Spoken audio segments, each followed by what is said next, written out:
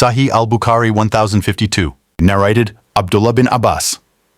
The sun eclipsed in the lifetime of the Prophet, Pibayu Kaich. Allah's Messenger offered the eclipse prayer and stood for a long period equal to the period in which one could recite Surat al-Baqarah.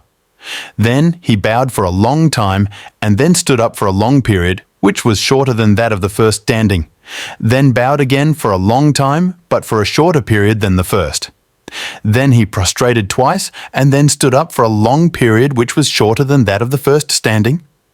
Then he bowed for a long time, which was shorter than the previous one, and then he raised his head and stood up for a long period which was shorter than the first standing.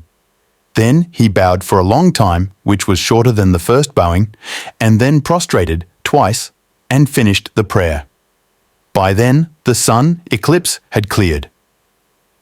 The Prophet then said, "The sun and the moon are two of the signs of Allah. They eclipse neither because of the death of somebody nor because of his life, i.e. birth. So when you see them, remember Allah."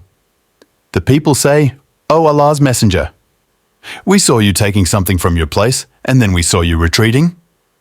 The Prophet replied, "I saw paradise and stretched my hands towards a bunch of its fruits, and had I taken it, you would have eaten from it as long as the world remains.